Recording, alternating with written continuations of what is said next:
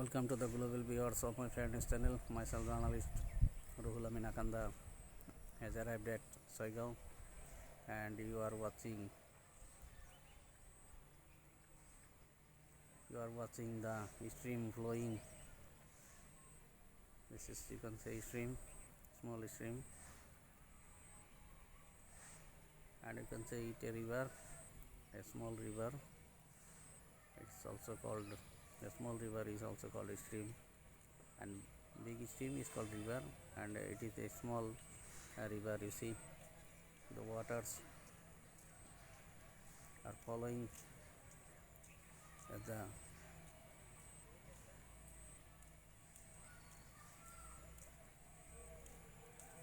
you are watching the river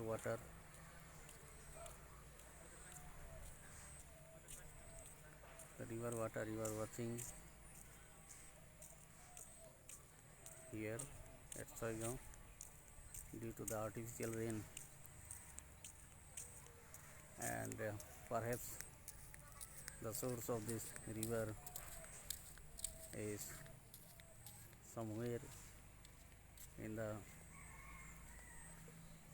in that very distant area, maybe a small hill, and from where, as due to the you know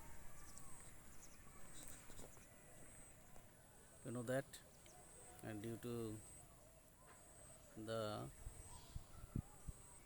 winter monsoon, the rain has come, and perhaps in the source, and that's why in the source it gets water, and the water is flowing.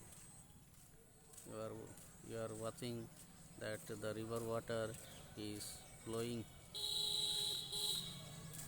and the level of the water increases.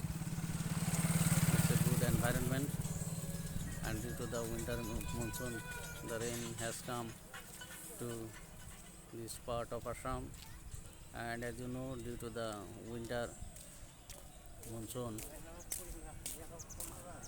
the moisture from the Bay of Bengal and Indian Ocean, the monsoon wind hits the Himalayan mountain, and as a result of striking the Himalayan mountain, that moisture tends to come down in the form of rain, and that is why in the coastal region of South India and northeastern, including the north, and in the northeastern region, and Assam also is included in the northeastern part. That is why the coastal part of South India and northeastern part, including Assam, we get rainfall here. This is the geographical cause, this is the right cause. It is not for the Durga Puja that the rain has come, and in this time the festive season of Durga Puja has also started. You can see in the water, yellowish, little bit brown color water, the flowing, you see the flowing of the water,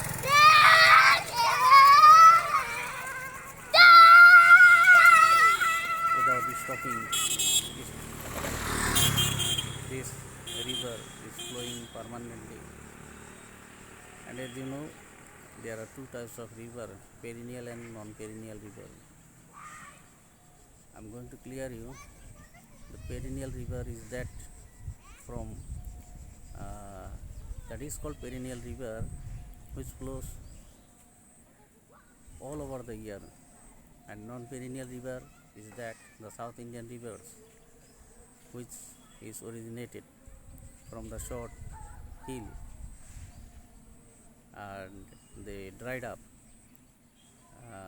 flowing 3 months or 4 months, or most probably it does not go too long, but you can say that flowing of the water maximum it can flow 6 months, and average 3 months 4 months it flows and it dries up, and it dried up. That is your non-perennial river.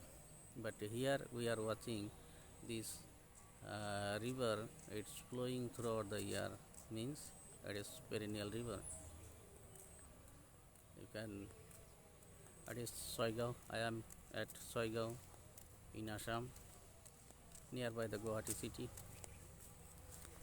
and to all the people of the world I am showing you through my Fair News space, and I will be uploading in the YouTube also. You can see the earth has been bathed by the rainwater, and you can see the greenery, and that is why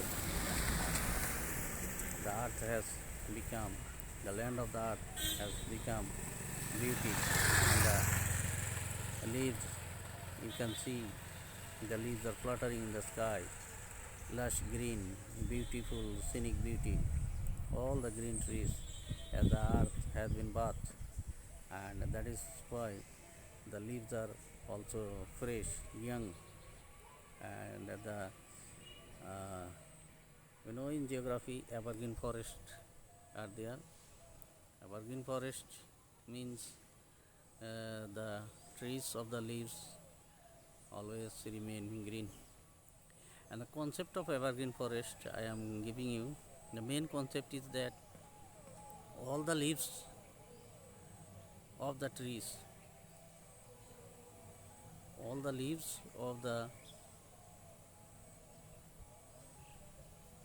trees does not remain green, but that is the concept of evergreen forest trees, means most percentage of the leaves remain green, and in that forest also there is a there is a span of everything.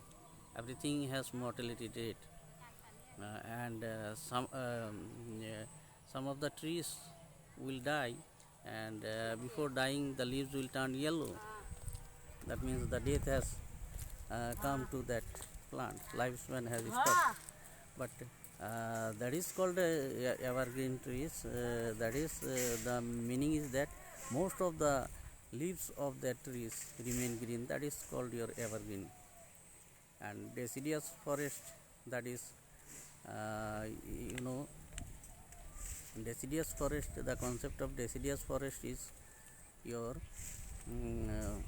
the leaves shades in a year. That is deciduous forest. The leaves of that forest shed their leaf once in a year. That is termed as deciduous forest. That means they die.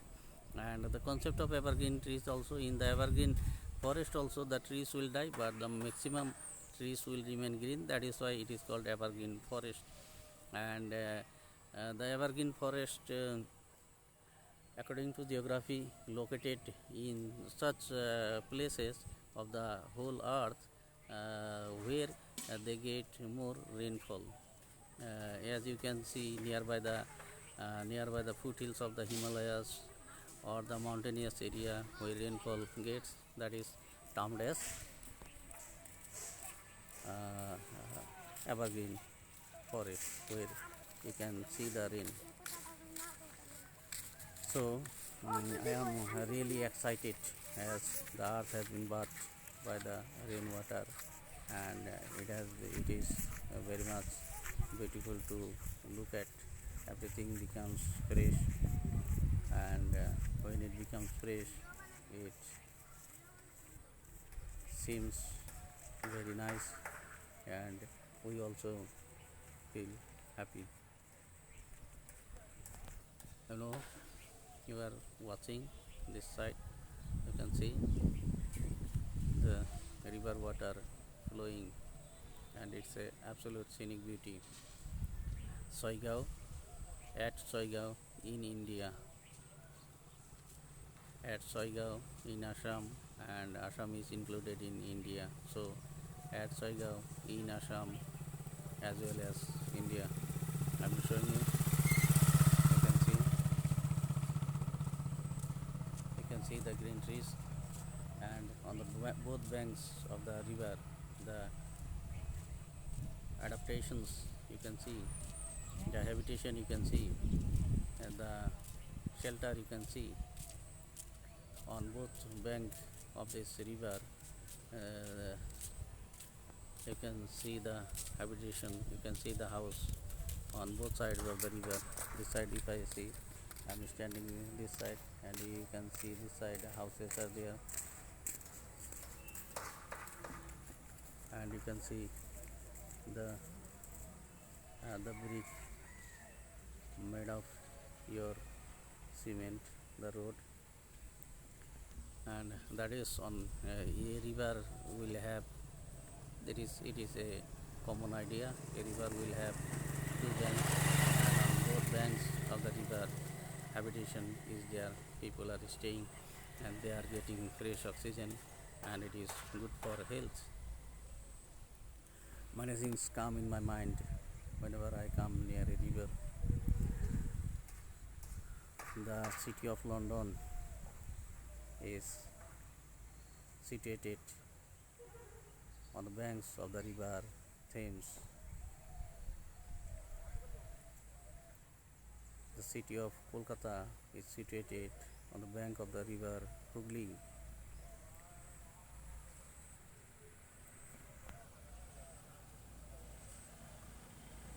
You can see our Mumbai city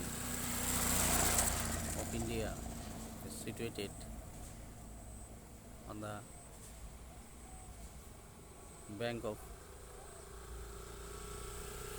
your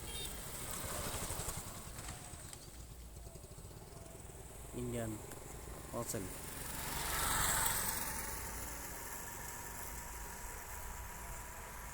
So this very river plays a vital role in making the city, and most of the cities have been developed in the river valley area or on the banks of the river. If you turn the pages of history, you will be able to watch most of the things. The Euphrates river, in Arabic it is called Farhat river, that is your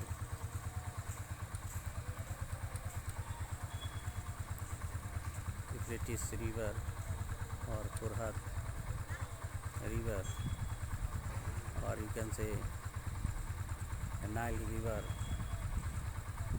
on the country of Egypt. If you turn the pages of history, you will see all the great cities are situated on the bank of the river or bank of the sea or ocean. You will watch.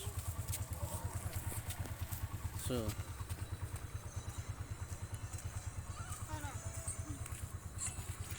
this very river plays a vital role. This very river plays a vital role in making the civilization. So it has great importance.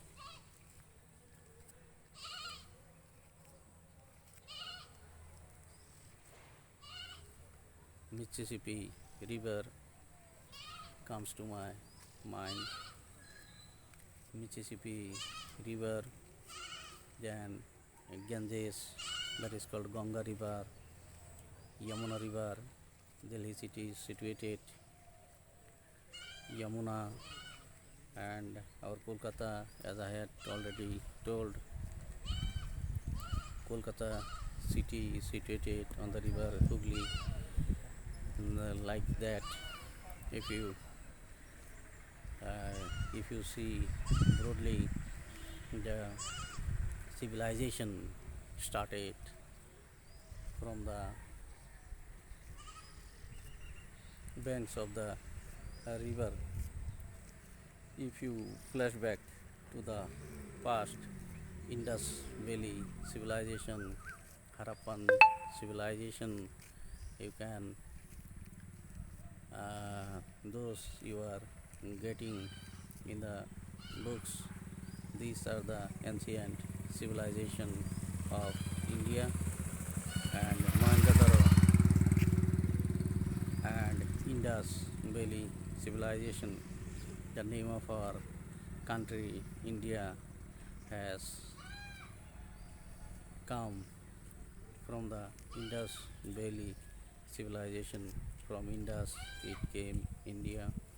Most of the people, those who come to invade India at the time or for carrying out trade and business to our country, the various dynasties of the world, due to the country India's wealth. India was a country full of resources, wealth, and all. As you know, they termed the name in different times, and from the Indus Valley, the term India has come, and finally it becomes India. In uh, that is, you can term it also from Indus Valley civilization, Hindu civilization, and apparently Hindustan. They termed also Hindustan.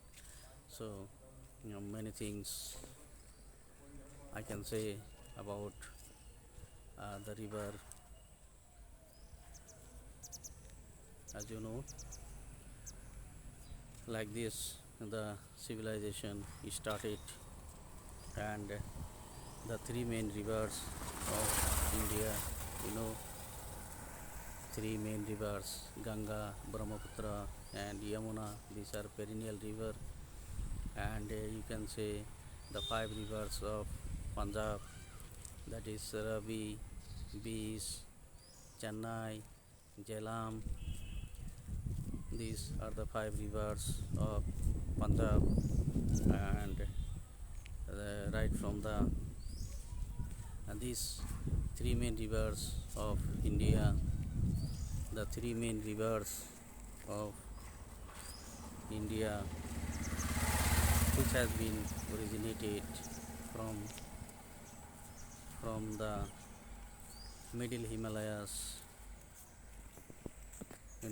The water is coming, and it has been flowing, and it made the plains of India, and finally some rivers falls into the Bay of Bengal, and some river falls into the Indian Ocean, and some rivers are also some river water also falls in your Arabian Sea. So I am saying that these very three main river has made the country fertile, and as you know, all people are working for food, and the fertile soil gives abundance of crops. Various crops are grown in our country, and we get enough enough crops, which means we are getting food, and that is why this plain created by these three rivers are called the football of India. Like this, you can see the whole world. You see, if you look broadly, you will see the whole world and the whole earth. Many various countries are there, and they made the soil fertile, and they get food from there, and that is why civilization started from the river valley.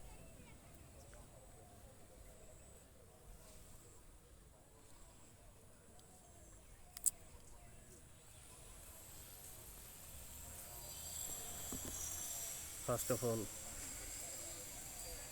the primitive man, and gradually, you know, the men of jungles, they lived a, they lived in the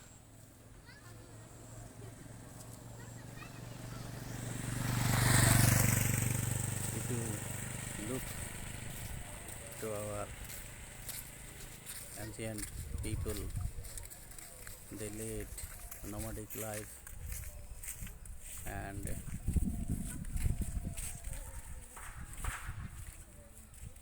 the people, they led nomadic life, and gradually they learn to tame animals, and after learning taming animals, they start cultivation in this river valley. When they started cultivating and taming animals, they started to live permanently by building houses, and in this way the permanent settlement of the people started. Ancient people were nomadic, you know, they move in groups, and they take their animals, and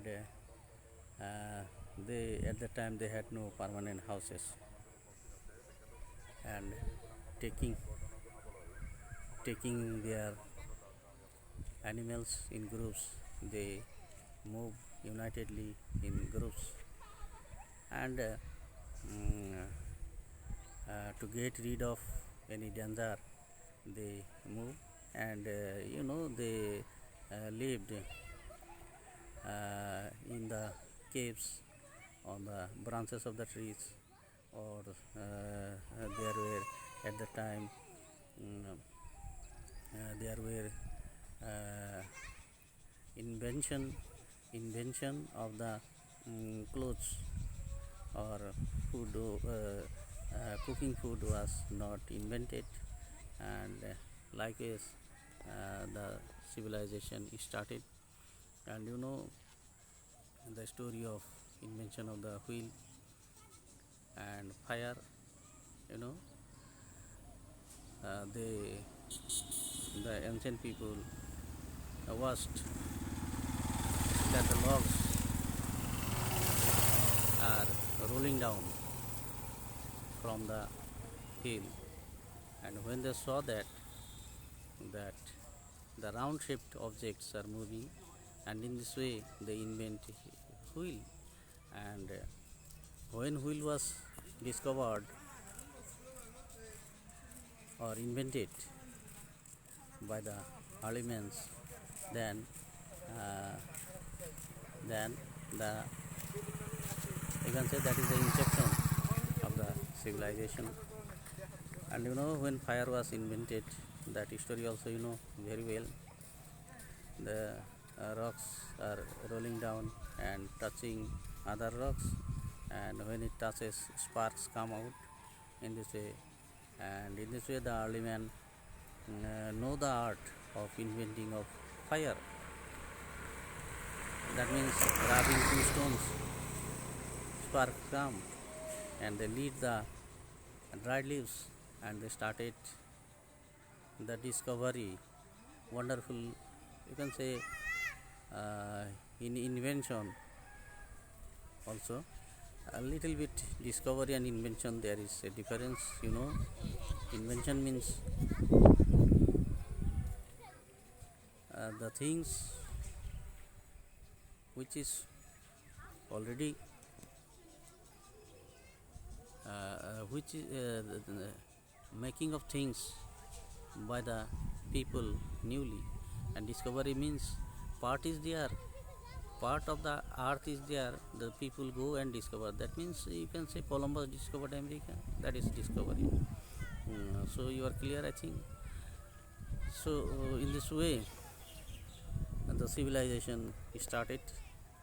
When they started to make fire by rubbing two stones, they started when the invention of fire was started, at that time they started to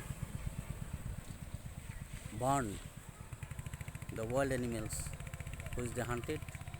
They were hunter and gatherers, food gatherers, you can say, hunters and gatherers, and they burnt up the wild animals, and like this, after burning, and before burning they take the flesh of the animal in a raw manner. But when the fire was discovered, they burnt the animals and they tried to eat. These are the interesting stories of the primitive life, early human beings. And in this way they started to learn the art of the invention of fire, or invention of wheel, and the invention or the magical art of agriculture. When they gathered, when they take the fruits of the trees and they throw the seed on the soil, at the time they saw that another new plant grows there, and in this way they started the art of cultivating by, as you know, many things are there, by taming animals. First of all, also the sledges were made, they transport the things on the sledge, dogs were used, and in this way the oxen were used, and in this way they started the art of plowing the field. Like this they started the art of your agriculture. And when they did the agriculture to protect their field, they had to stay there, and when they will stay, and they had invented their houses, and in this way the concept of permanent settlement they had learned. Like this settlement was there, and in the very fertile soil in the river valley area, they stay there, and gradually one house, two house, like these houses were settlement were grown, and little houses makes the society, and little society makes a village, and little village makes a town, and a little town makes the city in the present time which we are experiencing. And all these things has taken in the river valley area. River valley means both sides of the river. In Assam, Brahmaputra valley is there, Barak valley is there, yes, Kasar valley is there, and these are the physiographic divisions. And India is a land of diversity, unity in diversity, unity in diversity, the concept you know very well, means peculiar characteristic of India, unity in diversity. If you go to the western part, you will see the third alert where a sparse rainfall is there, and if you visit the eastern part of India or northeastern part, and uninterruptedly you will see the rain, the abode of rain, you can say Mawsynram, located in the Meghalaya, that is the world's heaviest rainfall area, located in the northeastern part of India. So eastern part is drowning with water. The river created flood. You will get available flood here in a particular season, especially in the summer season. That is your diversity. And if you visit the southern part of India, you will get your Aravalli Hills, one of the oldest hills in the world. The geographers said that they imagined that, or by studying they find out that once the earth was formed, the Aravalli was also formed. So the Aravalli Hills, I'm telling you, if you come to the southern part of India, you will get the coastal region, that means plain region. And if you visit the northern part, you will get the abode of hills and mountains, the Himalayas, the chain of the Himalayas, and touching your Nepal, Bhutan, you will get, and you will get Jammu and Kashmir, and the rains are coming, and it is touching to the northeastern part. And on the northern side, the top hills, you will get hills and mountains, the ranges of Himalayas, you will get. That is your diversity. Though there is diversity, but India, that is why it is called a subcontinent due to its vastness. There is unity also, equality also, India. And the best example I want to give you, unity in diversity, is the four clans, or the four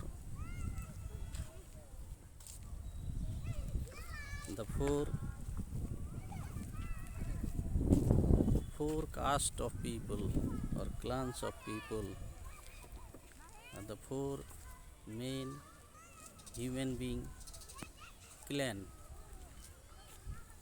That is, I am telling to the viewers, that is Australoid, Caucasoid, Mongoloid, Dravidian. Australoid, Caucasoid, Mongoloid, and Dravidian.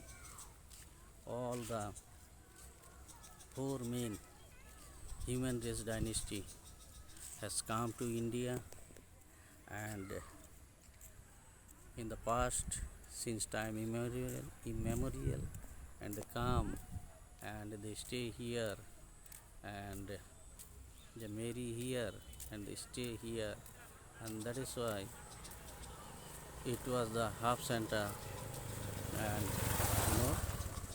that is why all the intermingling or intermarries, and they stayed here, and that is why all the people, whatever all the four clans or caste or four class of people you will see in the whole world, you will see in India, and that is a good example of diversity.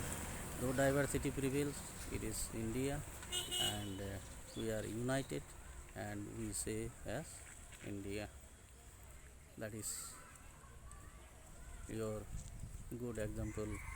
Unity in diversity prevails in India, and that is why the people of India are colorful.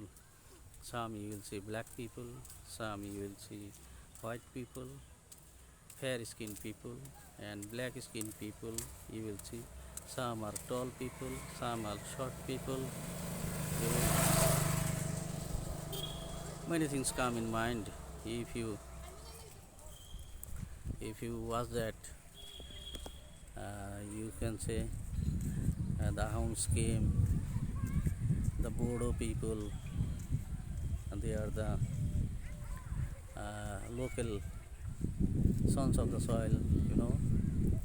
They are the local people, and since time immemorial, many people came here and they established here, and that is why you can see all the people. If you study the characteristics of the four main class of people, you will able to understand. If you study in depth, you will able to find out the characteristics of people and that are present in our country, and that is why India is a unique land. It is a typical land, and that is why diversity also prevails here, and in one tune we say we are Indians. So I'm showing you again the river, and I'm going to wind up my short expression, and I want to thanks to the Facebook Meta. If I had done any errors in my sayings, you will pardon me please, and I am very thankful to the Facebook Meta that I had been able to show my photograph and the river to the whole world, and that is why I am bestowing crores and crores of loves to the Facebook Meta, and saying so again and again. I am telling, if you like this video, you may comment it, you may give your comment, and if you feel good, you can give like. Again, now I am going to wind up by giving special thanks to the Facebook Meta, that without this platform I would not able to discover myself to the people of the whole world.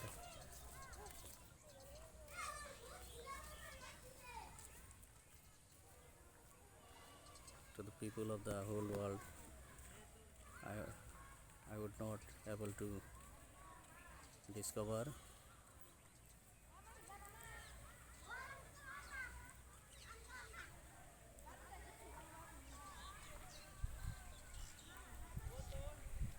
So again, I am showing you, it's a beautiful scenic beauty of Soigao, Assam, under the jurisdiction of Kamrup district, and as I am exhibiting this very scenic beauty from Soigao, Assam, and I am able to show you and discover myself through this, through the platform of my Fair News page, and especially the Facebook Meta has given me a wonderful opportunity. I heartily expressed my gratitude to the Facebook Meta. Saying so, I conclude, and giving a suggestion, or you can say advice, or I will say a request that if you can't help others, do not harm others. Saying so, I conclude and wind up or ended this short saying.